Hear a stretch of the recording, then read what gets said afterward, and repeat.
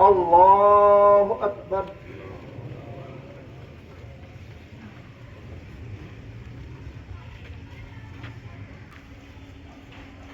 الله أكبر الله أكبر الله أكبر السلام عليكم ورحمة الله السلام عليكم ورحمة الله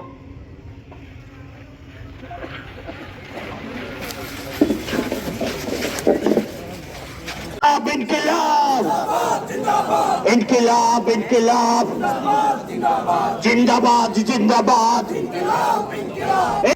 যতদিন পর্যন্ত এই জনপদে বেঁচে থাকবো, অন্যায় অনিয়ম সার্বভৌমত্বের প্রশ্নে কোনো আপোষ করব না। কোনো অসততা আমাকে ছুতে পারবে না। আমাকে হত্যা করতে পারো ওসমান হাদির মতো, যত জুলাই যোদ্ধা আছে হত্যা করতে পারো, এই জেনারেশনকে তোমরা কখনো ধ্বংস করতে পারবে না। বাংলাদেশ আবার 5ই আগস্টের আগে কোনোদিন ফিরে যাবে না। বাংলাদেশে আবার কোনোদিন আওয়ামী লীগ ফিরে আসতে পারবে না। এই বাংলাদেশের আজাদির লড়াইয়ে কোনোদিন দিল্লির দাসত্ব কায়েম করতে দিবে না। আমাদের যে সাংবাদিক, যে সুশীলরা যারা আছেন, তারা আমাদের আজাদির লড়াইকে কোনোদিন আর দিল্লির কাছে বিক্রি করে দিতে পারবে না। আমাদের বক্তব্য খুবই পরিষ্কার। যারা আজাদির রং বুঝেন না, যারা আমাদের দেশের মাটির রং বুঝেন না, ওটা আওয়ামী লীগের পতাকার রং নয়, ওটা বাংলাদেশের লাল সবুজের পতাকার রং। আপনারা একটা দুইটা বুলেট নয়, লক্ষ লক্ষ বুলেট ব্যবহার করতে পারেন, কিন্তু এই দেশের মানুষ এক হাদি চলে গেছে, কোনো সমস্যা নাই। লক্ষ লক্ষ হাদি হয়ে বাংলার আনাচে কানাচে, অলিতে গলিতে, প্রজন্ম থেকে প্রজন্ম দিল্লির দাসত্বের বিরুদ্ধে এই লড়াই চালিয়ে যাবে ইনশাআল্লাহ। হাদি ভাই একটা জুলাই জেনারেশনের নাম, উনি একটা জেনারেশন তৈরি করেছেন। দ্বিতীয় ব্যাপারটা হচ্ছে যে আমরা এই সরকারের অনেকগুলো ক্যাপাসিটি সম্পর্কে আমাদের ধারণা আছে। আমরা বিশ্বাস করতে চাই খুব শীঘ্রই আন্তর্জাতিক, যদি ইন্টারপোলকেও লাগে, যে কোনো আন্তর্জাতিক সংস্থাকেও যদি লাগে, তাদেরকে ব্যবহার করে তাদের সহযোগিতা নিয়ে অতি সত্বর হাদি ভাইয়ের খুনিকে যাতে প্রকাশ্যে এবং এখানকার বাংলার জমিনে যাতে তাদেরকে হাজির করা হয়, এইটা নিয়ে আমরা কোনো ধরনের মোকারি কোনো কিছু আমরা শুনতে চাইবো না। বাংলাদেশের জুলাই বিপ্লবের অগ্রজ সেনানী, ফ্যাসিবাদ বিরোধী আন্দোলনের অন্যতম যোদ্ধা শরীফ আব্দুল হাদীকে নির্মমভাবে হত্যা করা হয়েছে। আজকে আমার একটি কথাই মনে পড়ছে, শরীফ ওসমান হাদী একটি সাক্ষাৎকারে বলেছিলেন, প্রত্যেক মানুষই মরণশীল, কিন্তু রাজনীতিবিদদের মৃত্যু বাড়িতে হতে পারে না। সংগ্রামীদের, বিপ্লবীদের মৃত্যু হবে রাজপথে।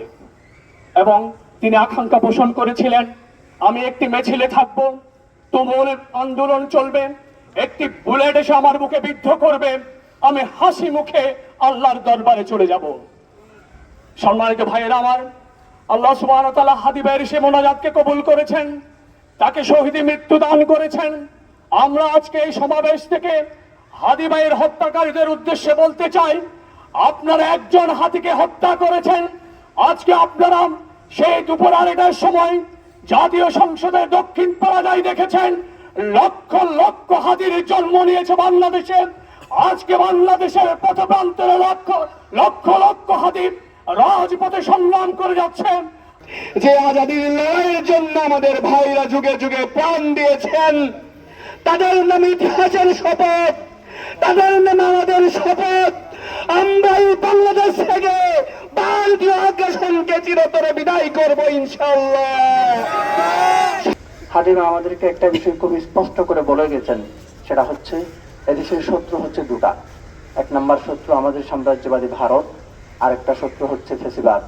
আমরা আমৃত্যু আজীবন, যতদিন আমাদের জীবন থাকবে ততদিন আমরা এই দুটা শত্রুর বিরুদ্ধে হাদী ভাইয়ের মতো আমাদের জীবন বিলিয়ে দিয়ে আমরা লড়ে যাবো ইনশাআল্লাহ। সম্মানিত উপস্থিতি, আরেকটা বিষয় আমাদেরকে খুব ভালো করে মনে রাখতে হবে, সেই বিষয়টা হচ্ছে যতই না হাদীদের মতো বিপ্লবীদের গুলি করা হোক, হত্যা করা হোক, কিন্তু আমরা যারা হাদী ভাইয়ের উত্তরসূরি আছি, আমরা যেন হাদী ভাইদের মতো জীবন দিয়ে এদেশের মানুষের কাছে এদেশের স্বাধীনতা ফিরিয়ে দেওয়ার জন্য সে লড়াই সংগ্রাম জারি রাখতে পারি। রেখে যাওয়া বাকি কাজগুলো আমরা কক্সবাজার করতে যাচ্ছি। কক্সবাজার জেলা থেকে শুরু করে কক্সবাজার প্রত্যেকটা ইউনিয়নে, প্রত্যেকটা গ্রামে, প্রত্যেকটা মহল্লায় যেন ইনকলাব মঞ্চ কালচারাল সেন্টারটা তৈরি হয়। আমি কক্সবাজার জেলার ইনকলাব মঞ্চর সেন্টারটা আমি শুরু করতে চাচ্ছি।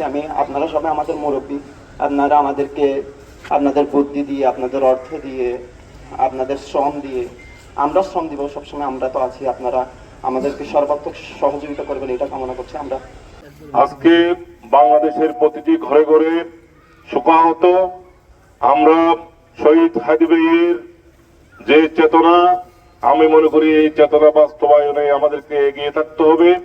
আমরা যারা অভিভাবক, আমরা যারা জুলাই যোদ্ধা, তাদেরকে সমবেদনা জানাতে এসেছি।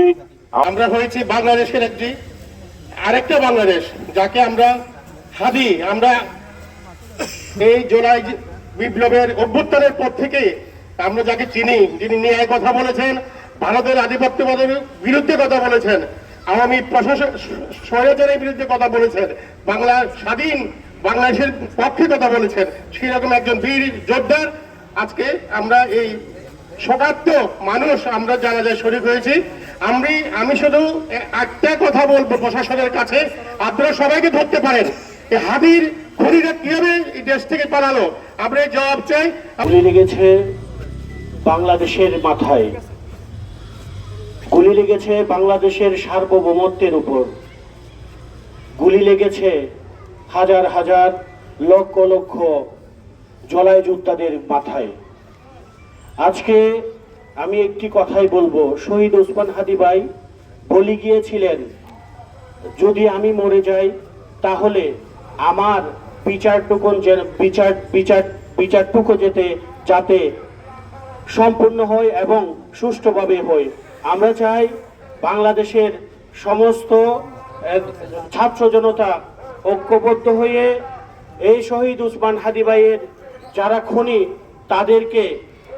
তাদেরকে আইনের আওতায় এনে তাদের সর্বোচ্চ শাস্তি যেন ফাঁসি হয় সেই কামনা করছি। আমাদের ভাই শহীদ ওসমান হাদির যে অসম্পূর্ণ কাজ, ইনসাফের যে রাজনীতি, মুসলিমের মুক্তির যে তার এই অসম্পূর্ণ কাজ করার জন্য আমাদেরকে ওয়াদাবদ্ধ হতে হবে এখান থেকে।